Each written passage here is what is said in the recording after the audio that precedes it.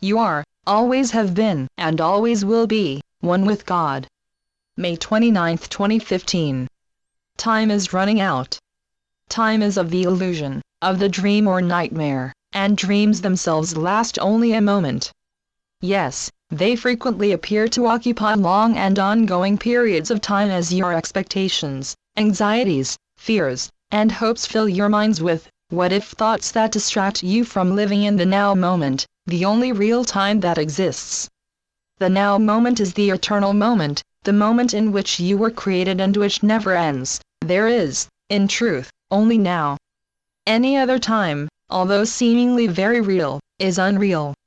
That is very hard for you to grasp as you struggle with the endless selection of issues and situations the dream state constantly brings to your attention, which was the whole purpose for constructing it.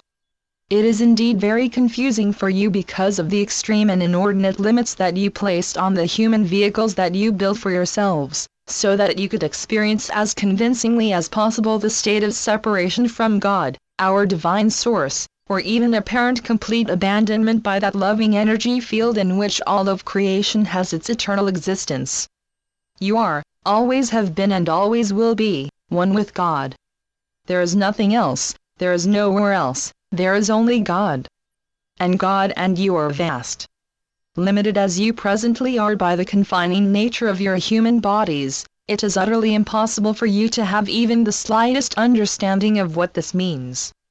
To you, the universe in which planet Earth is situated, seems unimaginably vast, with planets, solar systems, galaxies, and even other universes separated by unimaginable quantities of empty space. It is mind-boggling, and yet it is nothing. As you have so often been told, when God created you, He gave you everything that He had. All the power, all the creative ideas, all the energy, and all the love. You, like He, are love. You can do anything that He can do.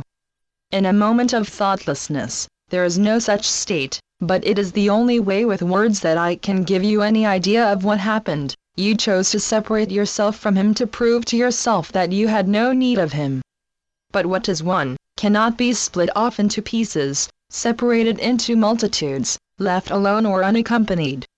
If separation from your source was possible, and it most certainly is not, the act of separating yourself off would annihilate you.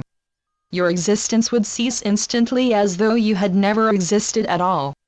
God creates in love, always, and love is eternal. What He creates never ends but lives forever in eternal joy. And when you choose to create, what you create exists with those same divine properties, in a state of eternal joy. When you go within, to your inner sanctuary, the place where the flame of divine love, the life force, burns continuously, and if you choose to see through the veil you place there to hide it, you will then have an absolutely mind-blowing experience, a never-to-be-forgotten experience, and you will understand the meaning of being one with God. All on earth at this moment chose to be here to assist in the awakening process. Understand, that being one with God, you had infinite ability to construct the illusion that apparently contains you and all within it of which you are physically aware. You gave each aspect of yourself, billions and billions of you, free will as God had given it to you. For your awakening to happen, all those billions must freely agree to it. Collectively you have chosen to awaken, and your task on earth is to share and extend the field of love by constantly demonstrating love in action. When you complete this task, no one will any longer be able to avoid seeing and experiencing love for what it truly and eternally is, and then all will awaken. To awaken from the dream, to dissolve and disperse the illusion is humanity's purpose.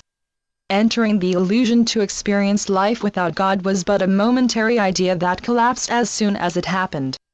However, you chose to cling to it for the rather wild ride it seemed to provide, and which it continues to provide for so many of you today.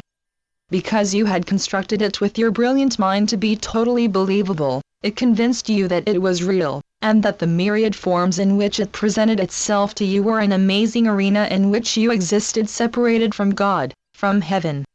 An arena from which, if you lived according to the rules, and there are so many rules, you would one day return to the presence of God. And of course it is God's will that you return, that you awaken, because His eternal will for you is infinite and uninterrupted joy.